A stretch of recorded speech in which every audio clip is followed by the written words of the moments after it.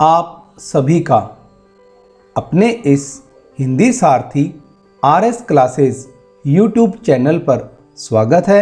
मेरी तरफ से आप सभी को सप्रेम नमस्कार।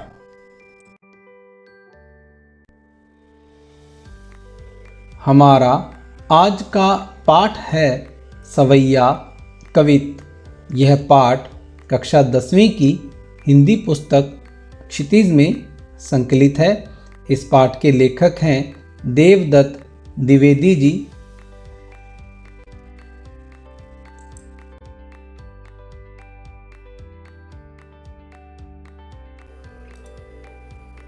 देव कवि का जन्म इटावा उत्तर प्रदेश में 1673 को हुआ था।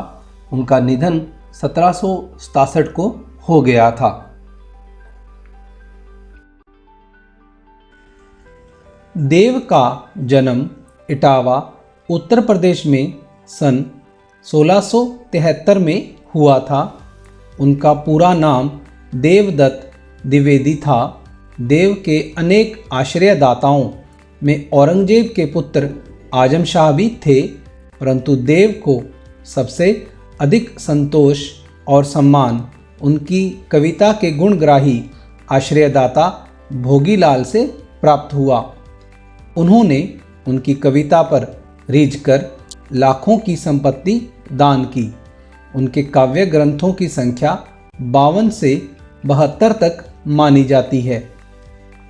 उनमें से रस विलास, भाव विलास, काव्य रसायन, भवानी विलास आदि देव के प्रमुख ग्रंथ माने जाते हैं।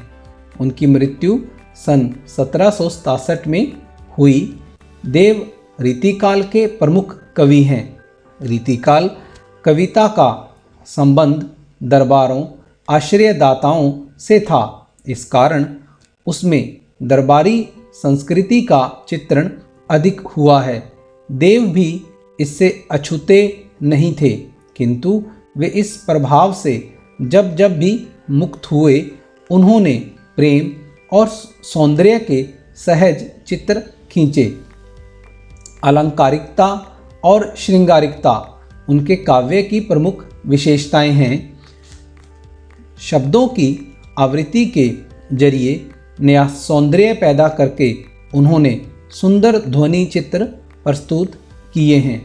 यहाँ संकलित कवित सवैयों में एक और जहाँ रूप सौंदर्य का अलंकारिक चित्रण देखने को मिलता है, वहीं दूसरी ओर प्रेम और प्रकृति के प्रति कवि के भावों की अंतरंग अभिव्यक्ति भी। पहले सवैये में कृष्ण के राजसी रूप सौंदर्य का वर्णन है, जिसमें उस युग का सामंती वैभव झलकता है। दूसरे कवित में बसंत को बालक रूप में दिखाकर प्रकृति के साथ एक रागात्मक संबंध की अभिव्यक्ति हुई है। तीसरे कवित में पूर्णिमा की रात में चांद तारों से भरे आकाश की आभा का वर्णन है। चांदनी रात की कांति को दर्शाने के लिए देव दूध में फेन जैसी पारदर्शी बिंब काम में लेते हैं, जो उनकी काव्य कुशलता का परिचायक है।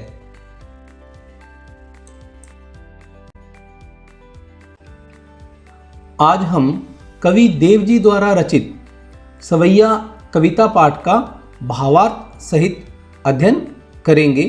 सबसे पहले इन शब्दों के शब्दार्थ को हम सीखेंगे। पायनी पैरों में, नुपुर पैरों में पहने वाला एक आभूषण, मंजू सुंदर, बजे बजना, किंकनी घुंघरुओं की आवाज़, मधुराई मधुरता, सांवरे श्री कृष्ण जी, अंग शरीर, लसे सुशोभित होना, सुंदर लगना, पट वस्त्र, पीत पीला रंग, हिय हृदय, फूल से आनंदित होना, बनमाल वन के अंदर से चुने हुए फूलों की माला, सुहाई सुंदर लगना, माथे माथा, किरीट मुकुट, दृग आँखें, चंचल सुंदर, मुखचंद चंद्रमा के समान सुंदर मुख, जग मंदिर दीपक पूरे विश्व के अंदर दीपक के समान रोशनी प्रदान करने वाले, ब्रिज दुल्हा ब्रिज के दुल्हे श्री कृष्ण जी। अब हम इन पंक्तियों का भावार्थ सीखेंगे, भावार्थ का अध्ययन हम करेंगे। पाइनी नुपुर मंजू बजे, कटी किंकनी के धुनी की मधुराई, सांवरे अंग लसे पट पीत, हिये हुलसे बनमाल सुहाई, माथे किरीट बड़े दृग चंचल, मंद हंसी मुखचंद जुन्हाई, जे जग मंदिर दीपक सुंदर, श्री ब्रिज दुल्हा देव सहाय। कवि जी, देव कवि जी श्री कृष्ण जी के रूप सौंदर्य का वर्णन करते हुए कहते हैं कि श्री कृष्ण जी के पैरों में सुंदर नुपुर आभूषण उन्होंने पहने हुए हैं और उनमें घुंघरू डाले हुए हैं, और जब वो चलते हैं तो एक मधुर मधुर जो ध्वनि है वो उनके उन नुपुरों उन आभूषणों से सुनने को मिलती है। सांवरे अंग लसे पट पीत, जो उनका श्यामल शरीर है और उन्होंने अपने उस श्यामल सांवले शरीर पर जो वस्त्र पीले रंग के वस्त्र धारण किए हुए हैं वो बहुत ही अधिक सुंदर लग रहे हैं। हिय हुलसे बनमाल सुहाई, और उन्होंने जो अपने गले में अपने हृदय में जो वनमाल जो फूलों की माला पहनी हुई है वो बहुत ही अधिक सुंदर दिखाई दे रही है। माथे किरीट बड़े दृग चंचल, जो उन्होंने अपने मस्तक पर अपने सिर के ऊपर जो मुकुट धारण किया हुआ है और उनके बड़े बड़े नेत्र, उनकी बड़ी बड़ी आँखें बड़ी ही चंचल और बहुत ही सुंदर लग रही हैं। मंद हंसी मुखचंद जुन्हाई, और जो उनके मुख से हंसी देखने को मिलती है वो जैसे चंद्रमा की चांदनी रोशनी पूरे संसार में छा जाती है, उस प्रकार से उनकी जो मुस्कान रूपी चांदनी है वो पूरे संसार को रोशनी दे रही है। जे जग मंदिर दीपक सुंदर, श्री ब्रिज दुल्हा देव सहाय। आज ब्रिज के दुल्हे श्री कृष्ण रूप जी विश्व रूपी मंदिर के एक जलते हुए दीपक, प्रज्वलित दीपक के समान पूरे संसार को रोशनी देने वाले, शोभाशाली करने वाले श्री कृष्ण जी बहुत अधिक सुंदर लग रहे हैं। श्री कृष्ण जी अपने इस रूप में सदा बने रहें, यही कवि देव की कामना है तथा वो सबके सहायक बने। इन प्रस्तुत पंक्तियों में यह एक सवैया छंद है जिसके अंदर श्री कृष्ण जी के रूप सौंदर्य का वर्णन किया गया है। उनका यह वर्णन उनके सामंती वैभव को भी दर्शाता है। इन पंक्तियों के अंदर कटी किंकनी के धुनी के मधुराई में अनुप्रास अलंकार है। जग मंदिर दीपक में रूपक अलंकार तथा मुखचंद जुन्हाई में मुखचंद शब्द में रूपक अलंकार का प्रयोग हुआ है। और यह सारी पंक्तियाँ ब्रिज भाषा में लिखी गई हैं तथा इन काव्य पंक्तियों में सवैया छंद है।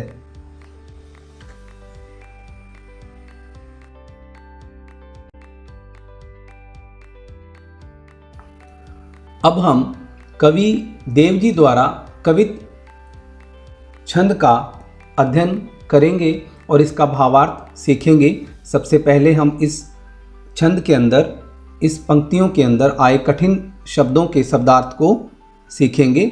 डार द्रुम पेड़ की डाल, पलना झूला, नव पल्लव पेड़ के नए पत्ते, सुमन फूल, झिंगुला वस्त्रों का एक ढीला ढाला वस्त्र, पवन हवा वायु, झुलावे झुलाना, केकी मोर, कीर तोता, बतरावे बातें करना, कोकिल कोयल, हलावे हुलसावे हिला हिलाकर, तारी तारी बजाना, पूरित पराग सो उतारों करे राई नोन में, पूरित पराग जो फूलों की जो पराग हैं उनके द्वारा बालक की नज़र उतारने जैसे कार्य करना, कंजक कली कमल की कली, नायिका लतान सिर सारी दे, जो बेले हैं उन वो नायिका का रूप धारण करके सारी वस्त्र, मदन बसंत, महीप राजा, प्रातः प्रातः काल सुबह का समय, जगावत उठाना। अब हम इन पंक्तियों का भावार्थ सीखेंगे, उनका अध्ययन करेंगे। डार द्रुम पलना बिछोना नव पल्लव के, सुमन झिंगुला सोहे तन छवि भारी दे, पवन झुलावे के की कीर बतरावे देव, कोकिल हलावे हुलसावे कर तारी दे, पुरित पराग सों उतारो करे राई नोन, कंजक कली नायिका लतान सिर सारी दे, मदन महीप जू को बालक, बसंत ताही प्रातही जगावत गुलाब चटकारी दे। इन पंक्तियों के अंदर कवि देव जी बसंत रूपी बालक के रूप में उसको चित्रित करते हुए कहते हैं कि जो पेड़ हैं और उसकी डालें बसंत रूपी बालक के लिए पालना है, झूला है, और वृक्षों में आई नई कोंपलें नए पत्ते उसके ऊपर पालने पर बना हुआ बिछोना है, झूला है। सुमन झिंगुला सोहे तन छवि भारी दे, उस बालक ने फूलों से लदा हुआ झिंगुला पहन रखा है और जो उसके तन को बहुत अधिक शोभा दे रहा है। पवन झुलावे के की कीर बतरावे देव, इस बसंत रूपी बालक के पालने को स्वयं हवा वायु आकर झुला रही है और मोर और तोते मधुर स्वर में उससे बातें कर रहे हैं। कोकिल हलावे हुलसावे कर तारी दे, और कोयल आ आकर उसे हिलाती है तथा अपने पंखों से तालियां बजा बजा कर उसे खुश करती हैं। पूरित पराग सो उतारो करे राई नोन, बालक को नज़र लगने से बचाने के लिए जिस प्रकार माताएं राई नोन उसके सिर के ऊपर से वार कर उसकी नज़र उतारती हैं, उसी प्रकार से जो बालक को नज़र लगने से बचाने के लिए जो फूलों के पराग हैं उनसे ऐसी क्रिया करवाई जा रही है कि मानो राई नोन से उनकी नज़र उतारी जा रही हो। कंजक कली नायिका लतान सिर सारी दे, जो कमल की कली रूपी नायिका है वो बेलों रूपों की यानी कि बेलों के रूपों से जो साड़ी को सिर पर ओढ़कर उसकी नज़र उतारने का कार्य कर रही है। मदन महीप जू को बालक बसंत ताही, ये सब दृश्य मानो इस प्रकार से लग रहा है कि कामदेव जी मदन कामदेव जी राजा के पुत्र हैं और जिसे जगाने के लिए प्रातः ही जगावत गुलाब चटकारी दे, प्रतिदिन गुलाब जो हैं वो चुटकी बजाकर उनको उठाने का कार्य कर रहे हों। अब हम कवि देव जी की इन पंक्तियों का अध्ययन भावार्थ इस चित्र के माध्यम से सीखेंगे। यहाँ पेड़ के नए पत्तों पर बसंत रूपी बालक पालना बनाकर झिंगुला सुंदर फूलों के वस्त्रों को धारण किए हुए बहुत ही अधिक सुंदर लग रहे हैं। केकी मोर और कीर तोता उनसे बातें कर रहे हैं तथा कोयल उस बालक को हलसावे खुश करने का प्रयत्न कर रही है तथा कमल की कली जो नायिका रूपी है लता है वो अपनी साड़ी से जो फूलों के पराग होते हैं उनसे बच्चे की चारों तरफ से सिर के ऊपर से वार कर नज़र उतारने का प्रयत्न कर रही हैं। कवि देव जी की यह एक बहुत ही अधिक सुंदर कल्पना है और यहाँ पर यह बालक इस रूप में लग रहे हैं कि वो जो कामदेव जी हैं उनके बसंत रूपी ये छोटे बालक हैं, और जिनको उठाने के लिए सुबह प्रतिदिन प्रातःकाल गुलाब की कलियां जब खिलती हैं तो उनमें से चट की आवाज़ आती है। वो इस प्रकार से लगता है कि कामदेव जी के पुत्र बसंत रूपी बालक को सुबह चटकारी ताली बजाकर उठाने का प्रयास किया जा रहा है। इन कवित पंक्तियों में, इन कवित छंद में ब्रज भाषा का सुंदर प्रयोग किया गया है, और ये सारी पंक्तियाँ एक कवित छंद के रूप में हमारे सामने हैं।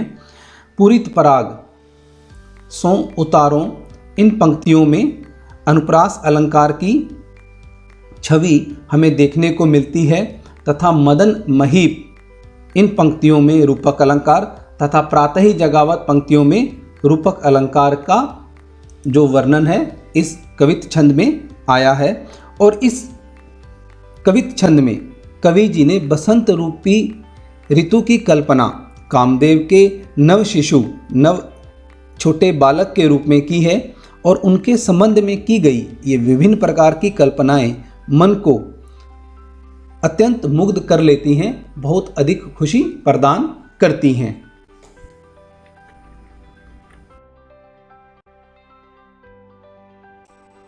कवि देव जी द्वारा रचित कवित छंद का अब हम अध्ययन करेंगे और इसके भावार्थ को सीखेंगे। सबसे पहले हम इस छंद के अंदर आए शब्दार्थ को सीखेंगे। फटिक प्राकृतिक क्रिस्टल, सिलानी शिलाओं पर, सुधार्यो संवारा गया, सुधा अमृत चांदनी, उदधि समुद्र, दधी दही, उमगे उमड़े, अमंद जो मंद ना पड़े, जिसकी गति कम ना हो, भीतर अंदर, भीति दीवार, फेन झाग, फरसबंद फर्श के रूप में बना हुआ ऊंचा स्थान, तरुणी जवान स्त्री, ज्योति ज्योति प्रकाश, मलिका बेले की जाति का एक सफ़ेद फूल, आरसी दर्पण, अंबर आकाश, आभा ज्योति, उजारी उजाला, प्रतिबिंब परछाई, चंद चांद। फटकी सिलानी सो सुधार्यो, सुधा मंदिर, उदधी दधी को सो अधिकाय, उमगे अमंद, बाहर ते भीतर लो, भीति न देखिए देखिए देव, दूध को सो फेन फैल्यो, आंगन फर्सबंद, तारासी तरुणी तामे थाडी झिलमिली होती, मोतिन की ज्योति मिल्यो मलिका को मकरंद, आरसी से अंबर में आभा सी उजारी लगे, प्यारी राधिका को प्रतिबिंब सो लगत चंद। इन पंक्तियों में कवि जी पूर्णिमा की रात में चांद तारों से भरी हुई आकाश की आभा का वर्णन करते हुए कहते हैं कि चांदनी रात बहुत ही उज्जवल और शोभायमान है, बहुत अधिक सुंदर लगने वाली है। आकाश को देखकर मानो ऐसा लगता है कि स्फटिक जो प्राकृतिक क्रिस्टल है उसकी जो चमक है वो शिलाओं के समान एक चांदनी के मंदिर का निर्माण कर रही हों। उदधी दधी को सो अधिकाय उमगे अमंद, और इस प्रकार से लग रहा है कि उसमें दही के सागर के समान, समुद्र के समान चांदनी की जो शोभा है, उमगे जो शोभा है वो बहुत ही अधिक गति के साथ उमड़ रही हो। बाहर ते भीतर लो भीति न दिखे देव, और इस मंदिर में बाहर से भीतर तक कहीं भी दीवार दिखाई नहीं दे रही है। इसका यह आशय है, यह अभिप्राय है कि सारा मंदिर पारदर्शी है, पारदर्शी से अभिप्राय जिसके आर पार देखा जा सकता है।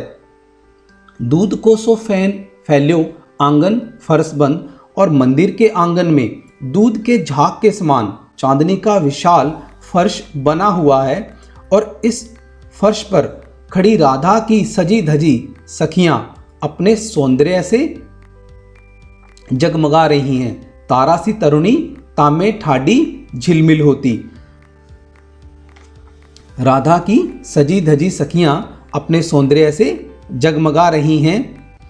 मोतिन की ज्योति मिलियो मलिका को मकरंद, और उनकी मोतियों की माला से निकलने वाली चमक मलिका के मकरंद सी मनमोहक प्रतीत हो रही है। आरसी से अंबर में आभासी उजारी लागे और सुंदर चांदनी के कारण आकाश कांच की तरह, शीशे की तरह साफ, स्वच्छ और उजला लग रहा है, जिसमें बहुत सारा उजाला रोशनी भरी हुई है। प्यारी राधिका को प्रतिबिंब सो लागत चंद, और उसमें सुशोभित जो राधिका हैं वो ज्योतिपुंज एक रोशनी के बिंब की तरह उनके समान उज्जवल उजाले रोशनी से भरी हुई प्रतीत हो रही हैं। और चांद तो उस प्यारी राधिका की परछाई सा जान पड़ रहा है, और जो चांद है वो तो यूं लग रहा है जैसे मान लो चांद राधिका की परछाई हो। इस कवित छंद की जो भाषा है वो ब्रिज भाषा है, और इन कवित पंक्तियों में उदधी दधी में रूपक अलंकार तथा मिल्यो मलिका को मकरंद में अनुप्रास अलंकार तथा आभासी उजारी लागे पंक्तियों में आभासी में उपमा अलंकार का सुंदर वर्णन इन पंक्तियों में आया है। और इन कवित छंद के अंदर कवि जी ने राधा के लिए जो सुंदर चित्रण किया है आकाश रूपी फर्श के रूप में, उनका चांदनी के साथ प्रयोग दिखाकर उनकी जो उज्ज्वलता है उसे एक ज्योतिपुंज के रूप में दिखाकर उनके सौंदर्य का बहुत अधिक सुंदर वर्णन कवि जी ने किया है।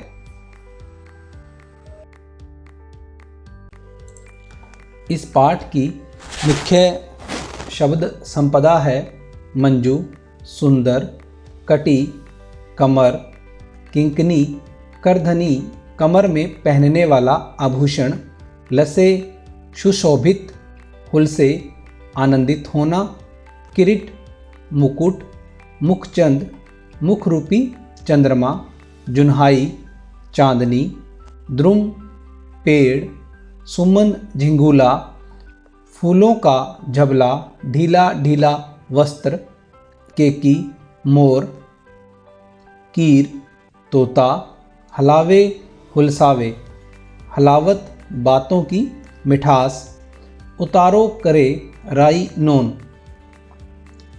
जिस बच्चे को नज़र लगी हो उसके सिर के चारों ओर राई नमक घुमाकर आग में जलाने का टोटका, कंजककली, कमल की कली, चटकारी, चुटकी, फटिक, प्राकृतिक क्रिस्टल, सिलानी, शिला पर, उदधी, समुद्र, उमगे, उमड़ना, अमंद जो कम ना हो, भीति, दीवार, मल्लिका, बेले की जाति का एक सफ़ेद फूल, मकरंद, फूलों का रस, आरसी, आईना। यह भी जाने कवित वर्णिक छंद है, उसके प्रत्येक चरण में 31 वर्ण होते हैं। प्रत्येक चरण के 16वें या फिर 15वें वर्ण पर यति रहती है। सामान्यतः चरण का अंतिम वर्ण गुरु होता है। कवित एक छंद है। छंद की विस्तृत व्याख्या के लिए आप हिंदी सारथी RS क्लासेस यूट्यूब चैनल पर छंद से संबंधित वीडियो का अध्ययन कर सकते हैं।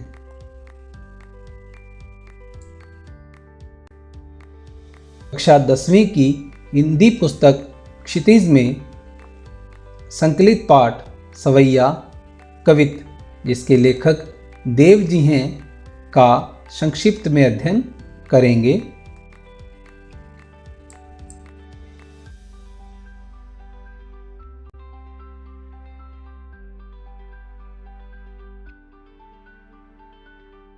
जी द्वारा रचित सवैया कवित पाठ में एक और जहाँ रूप सौंदर्य का अलंकारिक चित्रण देखने को मिलता है, वहीं दूसरी ओर प्रेम और प्रकृति के प्रति कवि के भावों की अंतरंग अभिव्यक्ति भी देखने को मिलती है।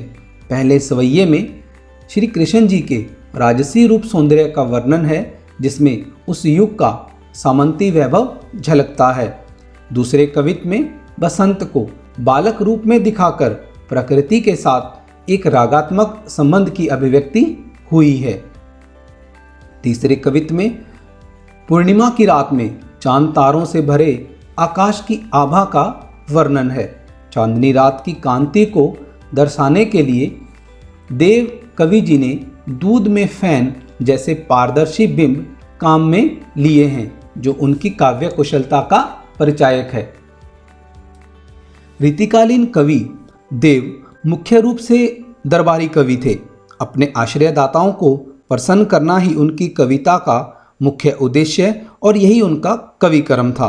इसीलिए उन्होंने अपनी कविताओं में वैभव, विलास और सौंदर्य के अनेक चित्र खींचे हैं।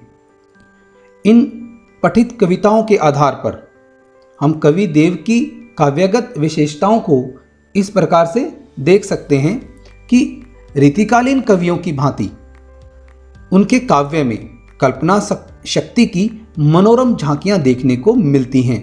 वृक्षों को पालना, पत्तों को बिछोना, फूलों का झबला, हवा द्वारा पालने को हिलाना, चांदनी रात को आकाश में बना सुधा मंदिर और दही का समुद्र और दूध का झाग जैसा आंगन का फर्श, आरसी, शीशे से अंबर आदि, उनकी जो कल्पना शक्ति है बहुत अधिक